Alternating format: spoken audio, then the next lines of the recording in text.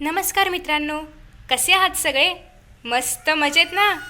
S class education bye सुहानीमध्ये आपल्या सर्वांचं मनापासून स्वागत आहे. मित्रांनो, आज आपण पाहणार आहोत इयत्ता 10वी संस्कृत तृतीय पाठ सूक्तिसुधा या पाठाचा संपूर्ण भाषा अभ्यास. या आधीच्या व्हिडिओमध्ये आपण पूर्ण सूक्तिसुधा पाहिलेला आहे. त्याचबरोबर सूक्तिसुधेतील जे 7 श्लोक आहेत त्यातील प्रत्येक श्लोकाचा सरळ अर्थ, त्याचबरोबर अन्वय आणि संधी आपण पाहिलेली आहे. आय होप तुम्ही तो व्हिडिओ पाहिला असेल. जर तुम्ही तो व्हिडिओ पाहिला नसेल तर या ठिकाणी जे आयकॉन आहे त्यावर जाऊन तुम्ही व्हिडिओ पाहू शकता, किंवा डिस्क्रिप्शन बॉक्समध्ये तुम्ही सगळ्या व्हिडिओचे लिंक आहे त्यावर जाऊन देखील तो व्हिडिओ पाहू शकता. So friends, let us start.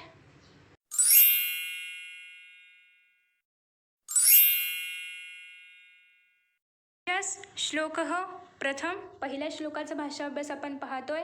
प्रश्न पहिला आहे, पूर्ण वाक्येनं उत्तरत.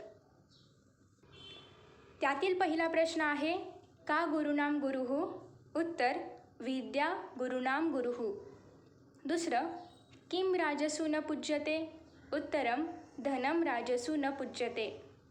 तिसरं, कः पशुः एव? उत्तरम, विद्याविहीनः पशुः एव. आता आपण पाहूया यानंतरचा पुढील प्रश्न. पुढील प्रश्न आहे प्रश्न दुसरा, माध्यम भाषया उत्तरत. विद्या नाम नरस्य इति श्लोकाधारेण विद्यायाः महत्त्वं लिखत. म्हणजेच जो श्लोक आहे विद्या नाम नरस्य रूपम अधिकम, हा जो पूर्ण श्लोक आहे तर या श्लोकाच्या आधारे विद्येचं महत्त्व आपल्याला लिहायचं आहे आपल्या माध्यम भाषेत. उत्तर, विद्या म्हणजे माणसाचे अधिक सौंदर्य आहे. अत्यंत सुरक्षित असे गुप्त धन आहे. विद्या उपभोग, कीर्ती व सुख प्राप्त करून देणारी आहे. विद्या गुरूंची गुरु आहे. परदेशात गेले असता विद्या नातेवाईकांसारखी उपयोगी आहे. विद्या हे सर्वश्रेष्ठ दैवत आहे. राजांमध्ये विद्येला मान दिला जातो, धनाला नव्हे. विद्येशिवाय असलेला माणूस म्हणजेच अशिक्षित माणूस म्हणजे केवळ पशुच. तर अशा प्रकारे हे उत्तर आहे. आता आपण पाहूया यातीलच पुढील प्रश्न तिसरा. प्रश्न आहे, जाल रेखाचित्रम पूरयत. तर या ठिकाणी आपल्याला विद्या दिलेला आहे आणि 4 ॲरो करून प्रच्छन्नगुप्तम, गुरुनाम, परम आणि नरस्य अधिकम दिलेला आहे. आता ते आपल्याला पूर्ण करायचे आहे. प्रच्छन्नगुप्तम धनम, गुरुनाम गुरुः, परम दैवतम आणि नरस्य अधिकम रूपम. ओके, तर अशा पद्धतीने आपण हे बॉक्सेस भरणार आहोत. आता आपण पाहूया यानंतरचा पुढील प्रश्न, पुढील श्लोक. दुसरा श्लोक. त्यातील पहिला प्रश्न आहे, मंजुषातः उचितम पर्यायम उचितम शब्दम चित्वा तालिकाम पूरयत. ओके, तर या ठिकाणी खाली आपल्याला मंजुषा दिलेली आहे आणि हा बॉक्स आहे, याच्यामध्ये आपल्याला योग्य शब्द लिहायचा आहे. तर आता या ठिकाणी आपण त्याची उत्तरं पाहूया. नीतिनिपुणाः निंदन्तु स्तुवन्तु वा, त्याचबरोबर लक्ष्मीः समाविशतु गच्छतु वा, मरणम अद्यैव युगांतरे वा. ओके, तर हे सगळे आन्सर्स आहेत. आता यानंतर आपण पाहणार आहोत पुढील प्रश्न.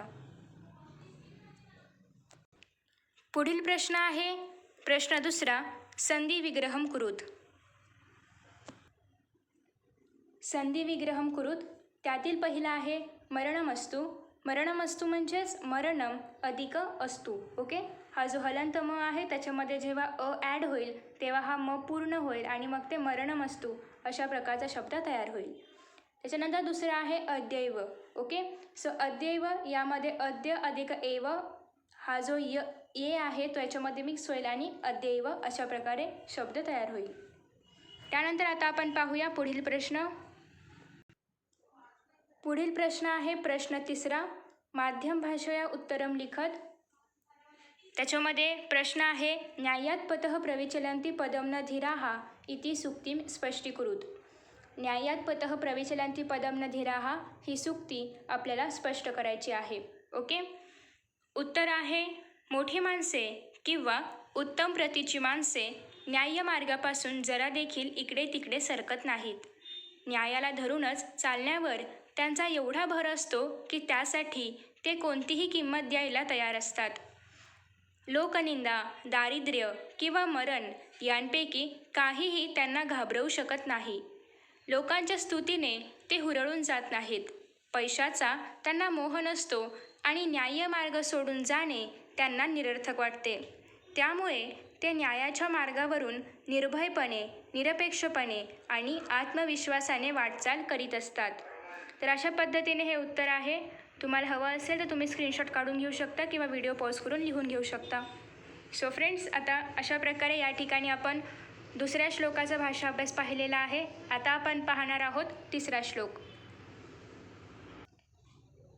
श्लोक तिसरा, त्यातील पहिला आहे पूर्ण वाक्येन उत्तरत. पहिला आहे शुकसारिकाः केन कारणेन बध्यन्ते.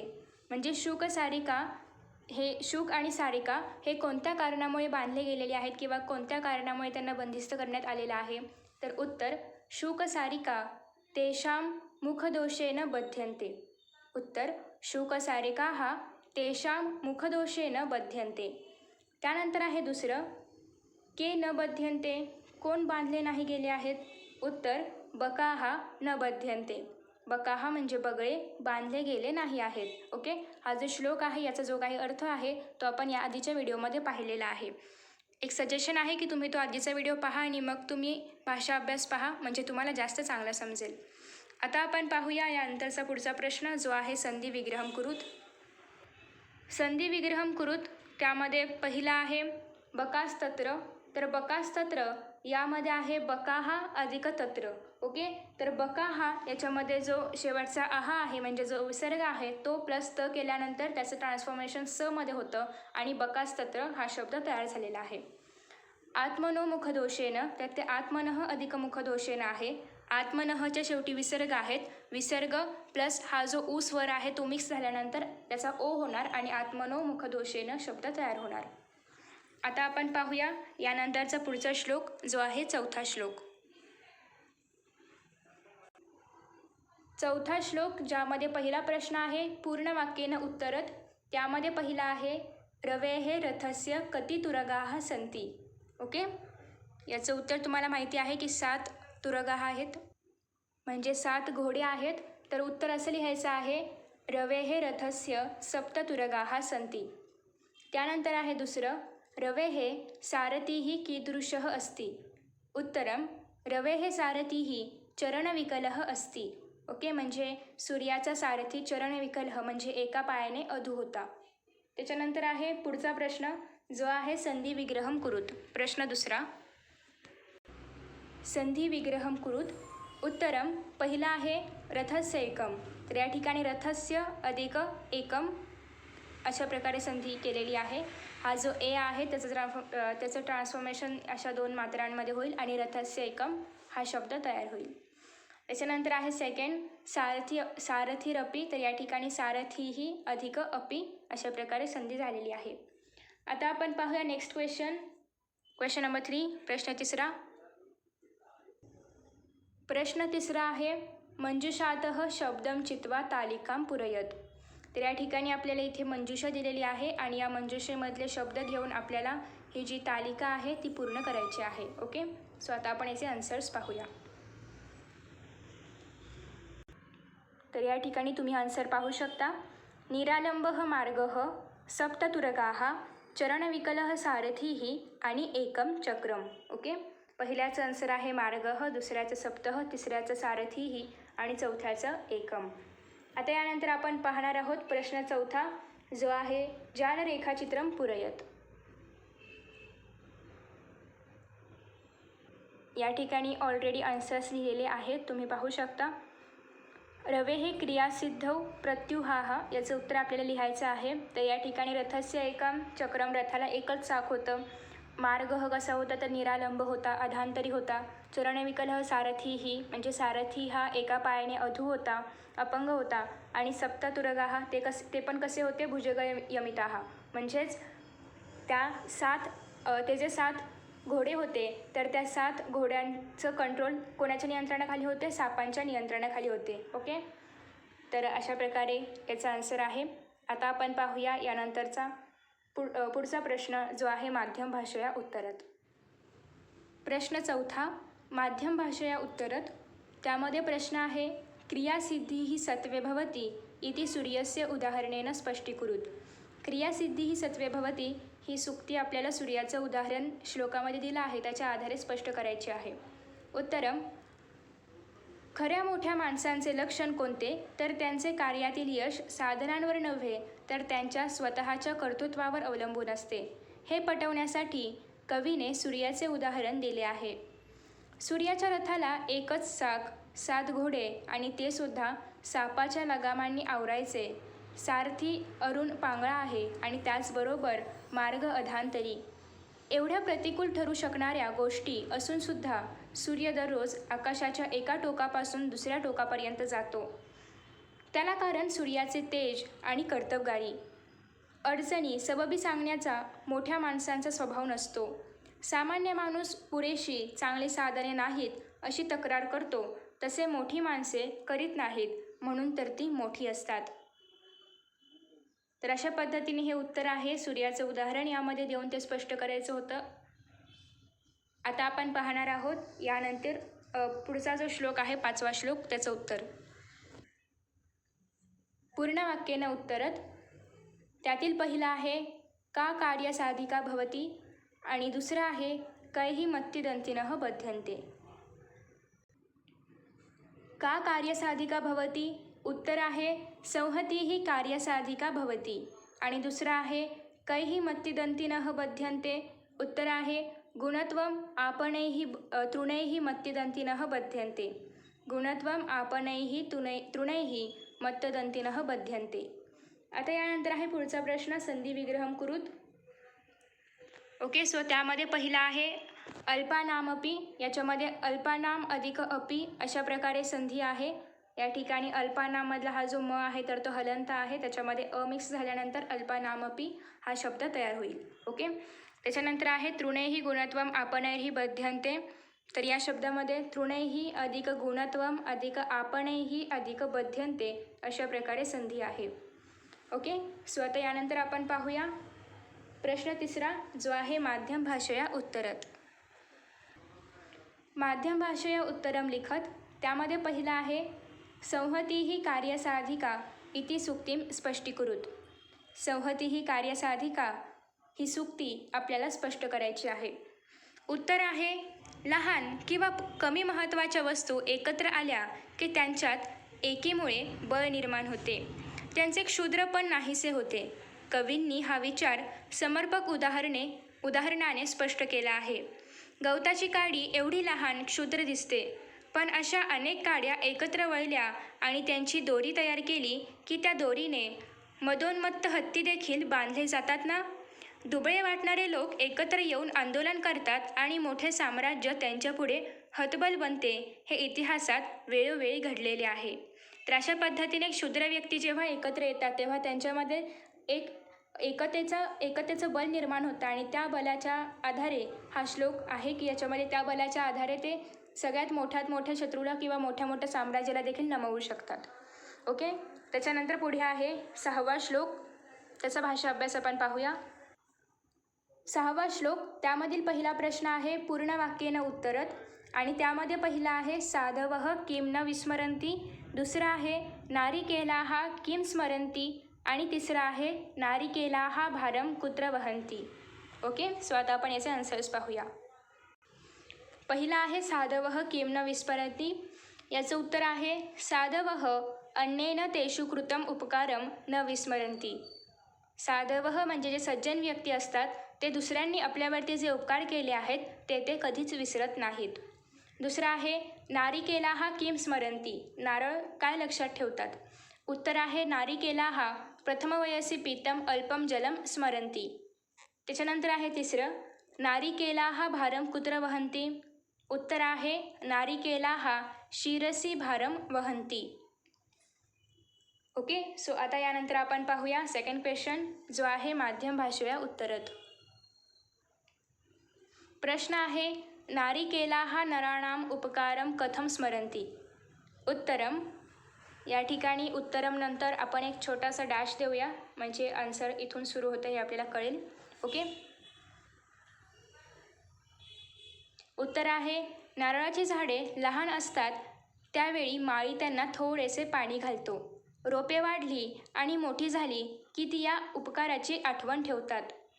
आपल्या डोक्यावर नारळांचा भार वाहतात आणि नारळातले गोड पाणी माळ्याला देतात. हा क्रम नारळाची झाडे जिवंत असेपर्यंत चालू राहतो. जीवनाच्या शेवटापर्यंत अत्यंत चविष्ट आणि गोड पाणी नारळाची झाडे देतात. आपल्यावर केलेला उपकार सज्जन माणसे विसरत नाहीत. एवढेच नव्हे तर अनेक पटींनी प्रत्युपकार करून त्या उपकाराची फेड ते करतात.